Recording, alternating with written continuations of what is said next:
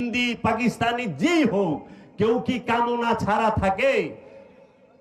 মানুষ কামনা ছাড়া থাকে না, সবার কামনা আছে।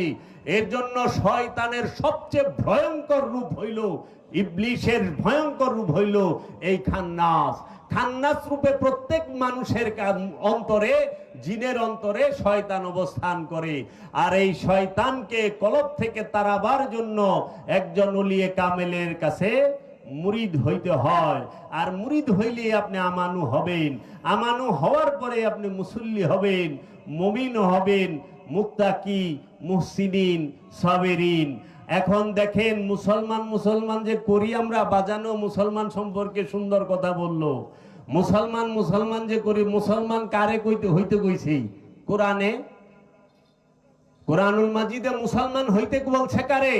মুসলমান না হয়ে মারা যায় না, এটা কি মানুষকে বলছে? একটু খুলেন সূরা আল ইমরান 102 নম্বর আয়াতটা খুলেন। ইয়া আইয়ুহাল্লাযীনা আমানুত্তাকুল্লাহা হাক্কা তুকাতিহি ওয়া লা তামুতুন্না ইল্লা ওয়া আনতুম মুসলিমুন। ও আমানু, আল্লাহকে ভয় করো, ভয় করার মতো, তোমরা মুসলমান না হয়ে মারা যায় না। আমানুকে বলতেছে আল্লাহ, মুসলমান না হয়ে মারা যায় না। মানুষের শব্দটা বলে নাই। ইয়া আইয়ুহাল ইনসান হাক্কা তুকাতিহি ওয়া লা তামুতুন্না ইল্লা ওয়া আনতুম মুসলিমুন, এই কথা বলে নাই।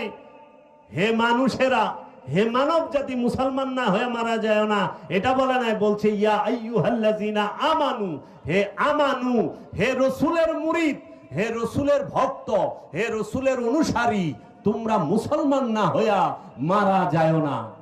আর যারা রসুলের কাছে মুরিদ হয় নাই, যারা রসুলের কাছে বায়াত হয় নাই, ওলিয়ে কামেলের কাছে বায়াত হয় নাই, তারা মানুষের স্তরেই রয়ে গেছেন।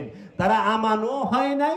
আমানু হইলে তো মুসল্লি পর্যায়ে চলে যাবে, তাও হয় নাই। এখন দেখেন এই মানুষ থেকেই আপনারা দেখলেন মানুষই আমানু হয়, মানুষ রূপেই আমানু হয়, মানুষ রূপে মুসল্লি হয়, মানুষ রূপে মুত্তাকি হয়, মানুষ রূপে মুহসিনিন হয়, মানুষ রূপে সাবিরিন হয়, মানুষ রূপে মুমিন হয়, মানুষ রূপে রসুল হয়, মানুষ রূপে নবী হয়, মানুষ রূপে ওলি হয়, মানুষ রূপে আব্দুহু হয়, তাই না? আচ্ছা, আশিকে রাসূল মানুষ রূপে হয়। আচ্ছা দেখেন মানুষের আরেকটা সাইড, আবু জেহেল মানুষ রূপে হয়, আবু লাহাব মানুষ রূপে হয়, নমরুদ মানুষ রূপে হয়, ফেরাউন মানুষ রূপে হয়, কাফের মানুষ রূপে হয়, মুশরিক মানুষ রূপে হয়, জালিম মানুষ রূপে হয়। হয় না বাবা? মুনাফিক মানুষ রূপে হয়।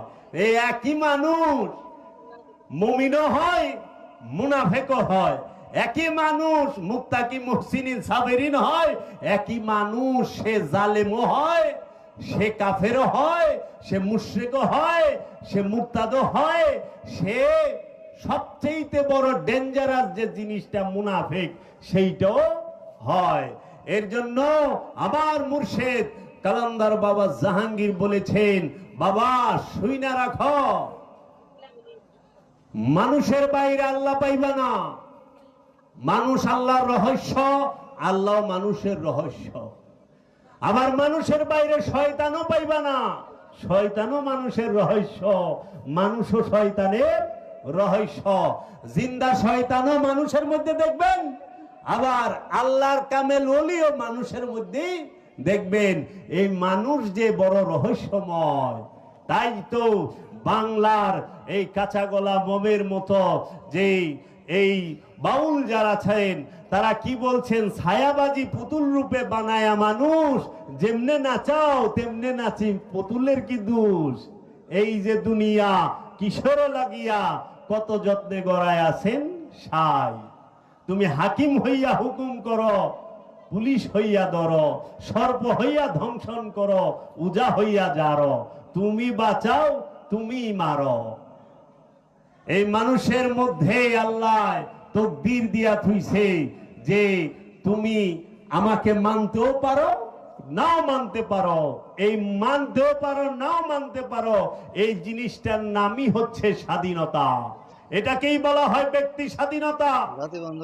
এই সারা সৃষ্টির জগতের মাঝে একমাত্র ব্যক্তি স্বাধীনতা দেওয়া হয়েছে এই জিন আর ইনসানকে, আর কাউকে এই ব্যক্তি স্বাধীনতা দেওয়া হয় নাই, কাউকে দেওয়া হয় নাই। তাই আল্লাহ বলেছেন যে আসমান এবং জমিনে যাহা কিছু আছে সবাই আল্লাহর তাসবিহ পাঠ করে।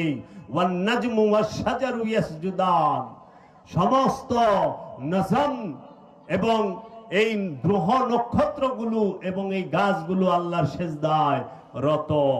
তাই বাবারা সালাত করবেন, এই সালাত করতেই হবে, সালাত ছাড়া উপায় নাই। আত্মশুদ্ধির জন্য সালাত, নিজেকে চেনার জন্য সালাত, নফসের পরিচয়ের জন্য সালাত। এই সালাতই হচ্ছে দায়েমি সালাত। আল্লাহ কুরআনুল মাজিদের 70 নম্বর সূরার 23 নম্বর আয়াত, সূরা মারিজের 23 নম্বর আয়াতে বলেছেন আল্লাযীনা হুম আলা সালাতিহিম দায়মুন, তাহারাই মুসল্লি যাহারা সর্বক্ষণ সর্বসময়ে আল্লাহর সাথে আল্লাহর রাসূলের সাথে সংযোগ যোগাযোগ প্রচেষ্টায় লিপ্ত। তাই আমরা যারা নামাজ পড়ি, নামাজ মানে কি আগে সেটা জানেন।